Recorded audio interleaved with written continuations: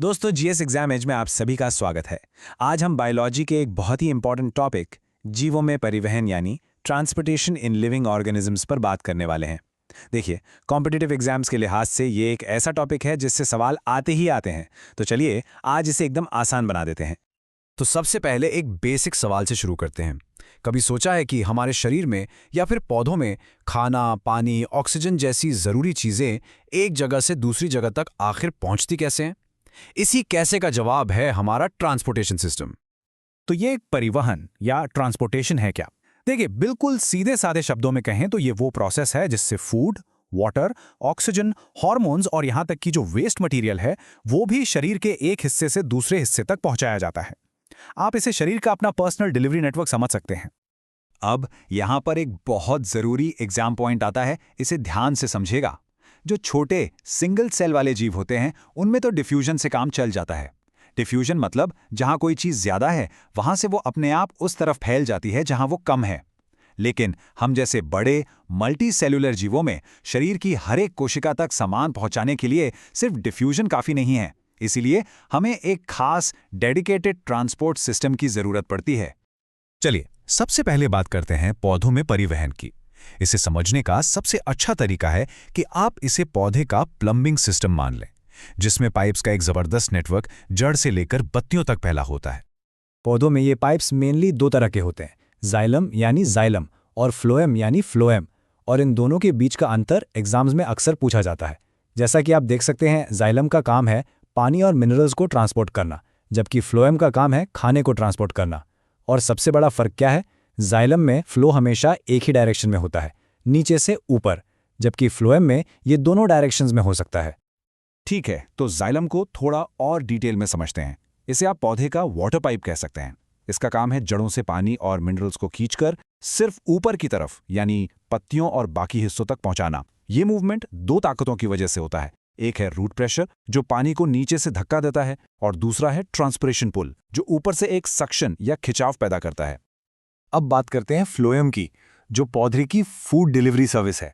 पत्तियां जो फोटोसिंथेसिस से खाना बनाती हैं, उस खाने को फ्लोएम पौधे के हर हिस्से तक पहुंचाता है, चाहे वो ऊपर हो, नीचे हो या कहीं भी। इसीलिए इसका मूवमेंट बाई डायरेक्शनल यानी दो तरफा होता है। और हाँ, इस प्रोसेस को ट्रांसलोकेशन कहते हैं, और इसमें पौधे की एनर्जी यानी एटीपी खर्च होती है। अच्छा, मैंने अभी ट्रांसपिरेशन पुल की बात की थी, तो ये ट्रांसपिरेशन आखिर है क्या? आसान भाषा में ये पौधे के पत्तों पर मौजूद छोटे छोटे छेदों, जिन्हें स्टोमेटा कहते हैं, से पानी का भाप बनकर उड़ना है। यही प्रोसेस वो सक्शन फोर्स पैदा करता है जो जाइलम में पानी को जड़ों से ऊपर तक खींचने में मदद करता है। पौधों को समझने के बाद अब आते हैं जंतुओं में परिवहन पर।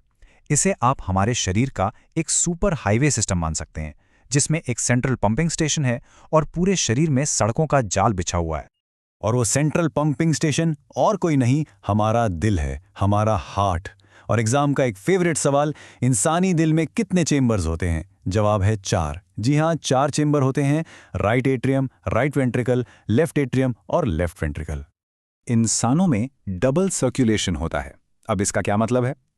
इसका सीधा सा मतलब यह है कि खून शरीर का एक पूरा चक्कर लगाने के लिए दिल से 2 बार होकर गुजरता है। पहला लूप है पल्मोनरी सर्कुलेशन, जिसमें खून दिल से फेफड़ों में जाता है और वापस दिल में आता है। और दूसरा लूप है सिस्टेमिक सर्कुलेशन, जिसमें खून दिल से पूरी बॉडी में जाता है और फिर वापस दिल में आता है। यह सिस्टम बहुत एफिशिएंट होता है। अच्छा, तो इस हाईवे सिस्टम पर दौड़ता क्या है? हमारा खून यानी ब्लड। इस चार्ट को देखिए। हमारे खून का लगभग 55% हिस्सा प्लाज्मा होता है, जो इसका लिक्विड पार्ट है। करीब 44% हिस्सा रेड ब्लड सेल्स यानी आरबीसीज का होता है, और बाकी का जो 1% बचा, उसमें वाइट ब्लड सेल्स और प्लेटलेट्स आते हैं। ये ब्लड सेल्स हमारे शरीर के असली वर्कर्स हैं। आरबीसीज के अंदर हीमोग्लोबिन होता है जो ऑक्सीजन को लेकर घूमता है, और इनकी उम्र करीब 120 दिन होती है। ये फैक्ट याद रखिएगा। डब्ल्यूबीसीज हमारे शरीर की आर्मी है जो बीमारियों से लड़कर हमें इम्यूनिटी देती हैं, और प्लेटलेट्स का काम है चोट लगने पर खून का थक्का जमाना। और ये खून जिन हाईवे पर चलता है वो है हमारी ब्लड वेसल्स। ये 3 तरह की होती हैं। आर्टरीज यानी धमनियां खून को दिल से अवे यानी दूर ले जाती हैं। इनकी दीवारें मोटी और इलास्टिक होती हैं और इनमें प्रेशर काफ़ी हाई होता है। फिर हैं वेन्स यानी शिराएं, जो खून को वापस दिल की तरफ लेकर आती हैं, और इन दोनों को जोड़ने वाली बिल्कुल बारीक नसें होती हैं जिन्हें कैपिलरीज कहते हैं। चलिए, अब तक हमने जो भी पढ़ा उसके सबसे ज़रूरी पॉइंट्स का एक रैपिड फायर रिव्यू कर लेते हैं। ये वो वन लाइनर्स हैं जिन्हें आपको अपने एग्जाम के लिए बिल्कुल याद कर लेना है। तो ध्यान से सुनिए। जाइलम का काम पानी का ट्रांसपोर्ट, फ्लोएम का काम खाने का ट्रांसपोर्ट। ट्रांसपिरेशन मुख्य रूप से किससे होता है? स्टोमेटा से। इंसान के दिल में कितने चेंबर होते हैं? 4। आरबीसी का जीवन काल कितना होता है? 120 दिन। ऑक्सीजन का ट्रांसपोर्ट कौन करता है? हीमोग्लोबिन। और खून का थक्का कौन जमाता है? प्लेटलेट्स। इन पॉइंट्स को अपने दिमाग में बैठा लीजिए। तो ये था हमारा आज का एक्सप्लेनर बायोलॉजिकल ट्रांसपोर्टेशन पर। उम्मीद है कि अब ये टॉपिक आपके लिए एकदम क्रिस्टल क्लियर हो गया होगा। इस एक्सप्लेनर को देखने के लिए आपका बहुत बहुत धन्यवाद। अगर ये आपके लिए हेल्पफुल रहा हो तो इसे लाइक और शेयर ज़रूर करें, और ऐसे ही और एक्सप्लेनर्स के लिए जीएस एग्जाम एज को सब्सक्राइब करना बिल्कुल ना भूलें। मिलते हैं आपसे अगले एक्सप्लेनर में।